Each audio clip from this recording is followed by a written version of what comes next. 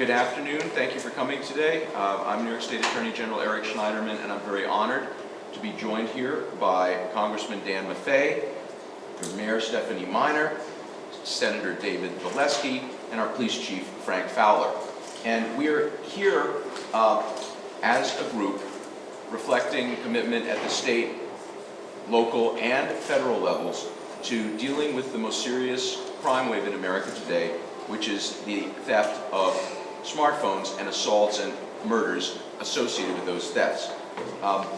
In the last few years, I'm happy to say that most categories of crime have gone down in New York State. The exception is thefts of smartphones. We're talking about 1.6 million Americans a year victimized, tens of thousands. Oops. That's why. That's the second reason. That's why. the second reason. It's fine. If not, you can always buy a replacement, which is something I want to discuss. 1.6 million Americans here victimized assaults, even murders. We've had people in my office who lost family members who were shot for their smartphones.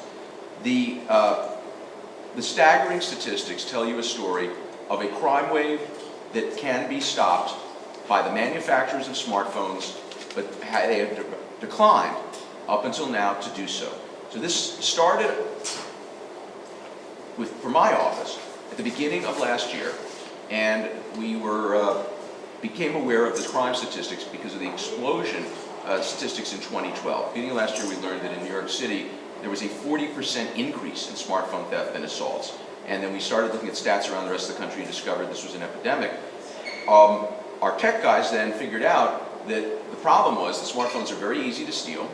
They're very easy to clean, what they call jailbreaking them. And there's a whole, they've got their own vocabulary about this. Smartphone theft is called apple picking. That's what the thieves call it. Cleaning is called jailbreaking. They're easy to clean, and you have a brand new smartphone ready for use. And then there's a very sophisticated fencing network to ship them to places like Hong Kong, where this is worth probably $2,000 because they sell them in different terms overseas. We then determined that the crime wave will end as soon as all the manufacturers install kill switches so you can cancel it like a credit card.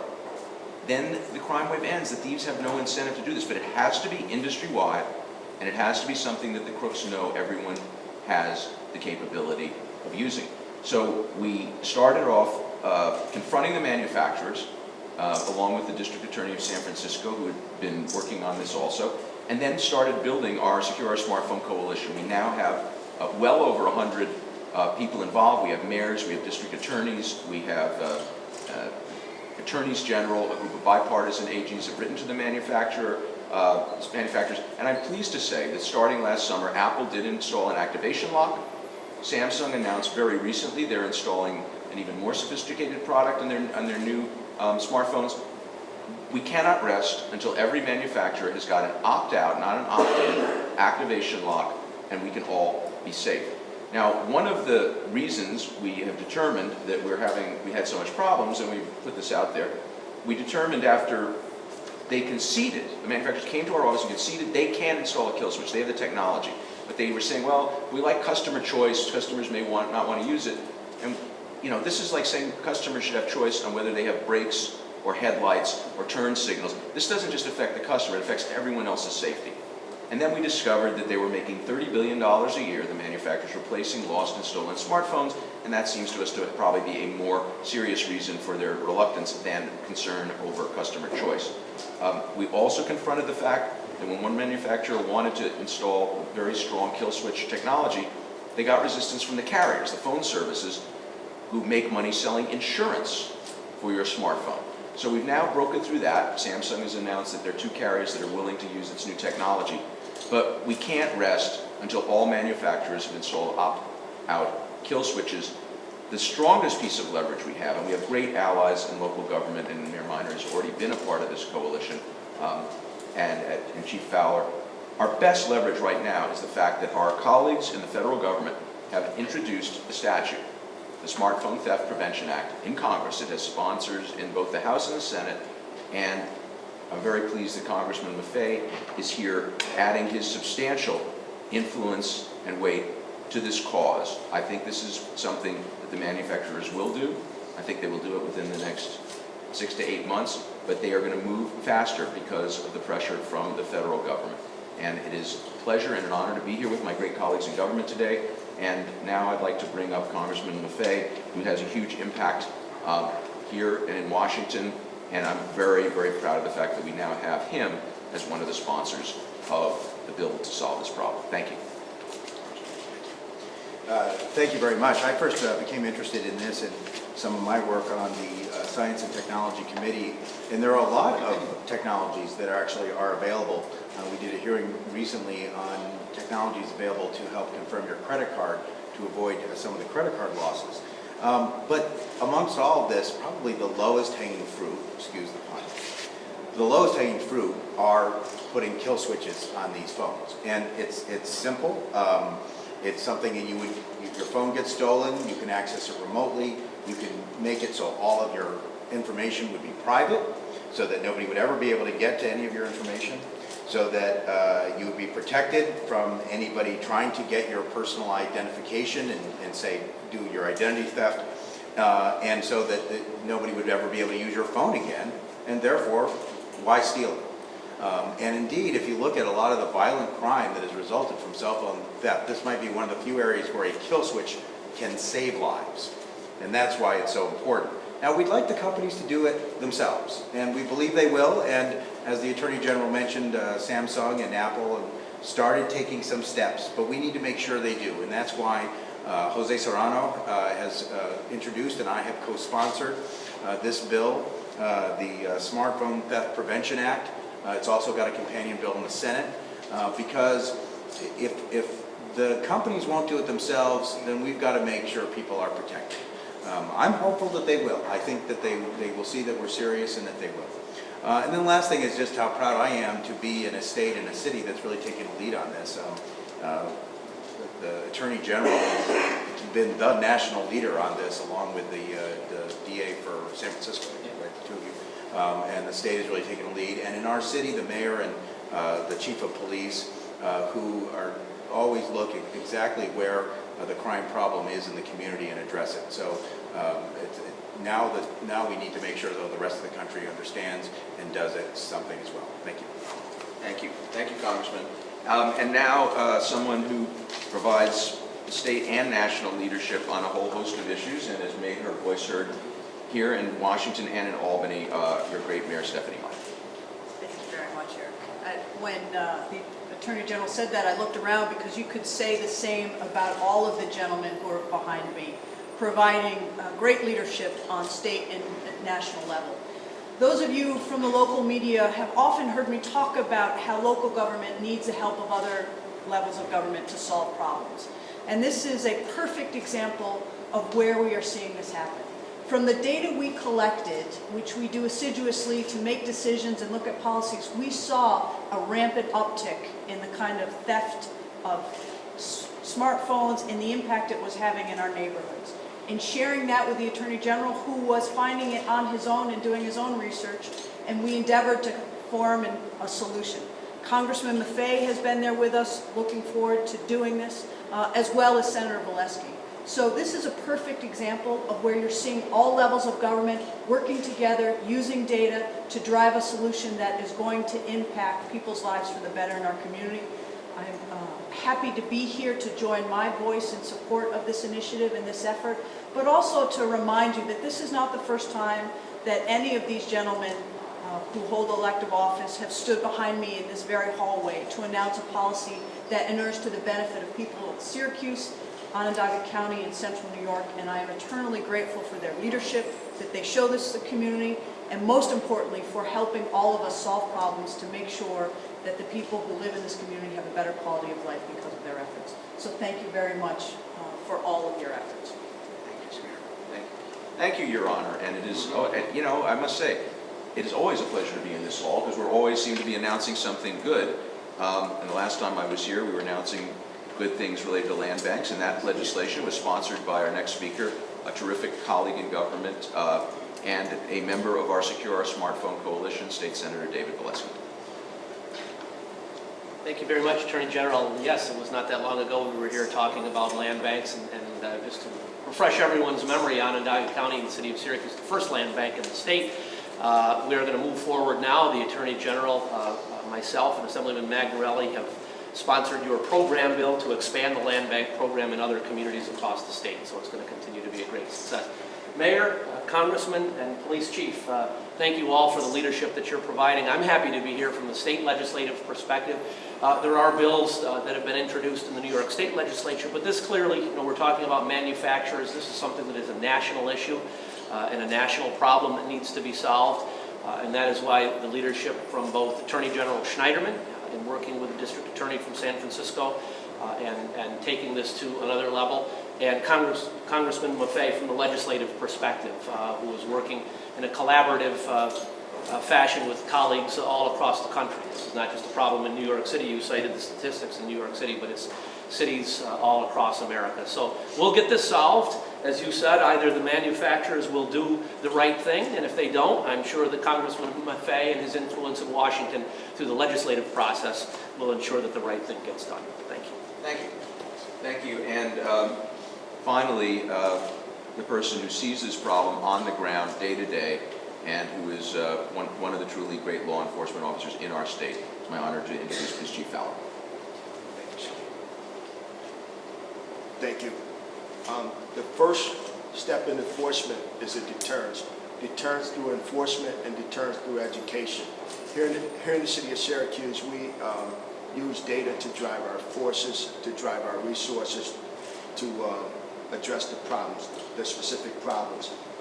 When you look at the area of robberies, and to put this, the robbery of cell phones in perspective, in 2011, we had 399 robberies, and 89 of those robberies were cell phone robberies, which made up 22% of those robberies. In 2012, there was 465 robberies in the city of Syracuse, 121 of which were cell phone robberies, which made up 26%. In 2013, robberies were down. They were down from 2012. They were down to 422 because we recognized robbery. There was an uptick in robberies. We dedicated the proper resources to those robberies, and therefore we were able to bring that number down. However, out of the 422 robberies in 2013, 146 were cell phone robberies, which made up 35%. So robberies overall were down in 2013. However, robberies of cell phones increased. So therefore, this should explain to you the full magnitude of this problem. And that's why the importance of legislation like this, it's extremely important to law enforcement because it will provide us with the necessary tool to educate the public and discourage those who want to engage in stealing or robbing people for these types of cell phones, and sooner rather than later. The need is definitely there, and I would like to thank the people over my shoulder here for getting involved in this effort, because it's going to certainly help out to drive these crimes down, because robberies of any type of property, it places people at harm's way. And when we can discourage this type of robbery, we can have an opportunity of decreasing our robberies by 35%, and that's a great number, a great opportunity. Thank you. Thank you. Thank you. Very nice job. So as the mayor said, one of the things that distinguishes, I think, everyone here, we like to collaborate. We like to work on behalf of the people of Syracuse and of Onondaga County and of the other counties represented here today and of the state of New York. And we all work together. This is a terrific team effort, and because of a team effort, because we understood from the beginning we could only pressure these manufacturers with a coalition. These are our coalition partners. These are the people who are going to make sure we get this done. Thank you all very much. Thank you. Thank you. So if we can do a few questions, you can just mention your name and affiliation before you ask. Katie Gibbons with Time Warner Cable News. Chief, could you just talk about, we heard a little bit about injuries occurring with these thefts. What are we seeing here in our community? Well, robbery is the forcible taking of property. So when you talk about a robbery, there's a level of force that is used, whether there's a weapon that is used or force, some type of physical force is being used to take these properties and to take these phones from people. And I gave you the numbers already. we see that there's an uptick in these types of robberies in our community. Congressman Tom Magnorelli, WRBO. Do you have any idea what the chances are of this passing? Well, I have to tell you that I'm hoping we don't need to pass it. The cell phone companies, and there's 4 major ones, they have it well in their power to do this. And I think the consumer outcry, as the Attorney General gets more publicity for it, will be a big help. But if they don't, I think the chances are quite good, particularly in like a lame duck session, et cetera, because it wouldn't go through as necessarily a standalone bill, but it would be, it'd be part of a broader measure. It has bicameral support. It doesn't necessarily, I'm trying to remember if it has bipartisan support yet, but it's also just at the beginning stages. So it's not a partisan issue. We think that, given some sort of consumer outcry, if the companies don't change, it wouldn't be a big deal. It's not the budget, so I think it would be pretty good. The other thing is, just in terms of what the chief said, we want to avoid having a fatality related to a cell phone robbery in Syracuse. We've had those in New York City, and unfortunately not yet here. But as the chief mentioned, the trends are not in a good direction if we don't do something to protect our cell phones. Let me just mention that one of the most important things about the federal legislation is that this, Congressman Maffei and his colleagues, this is going now to members of Congress from all over the country.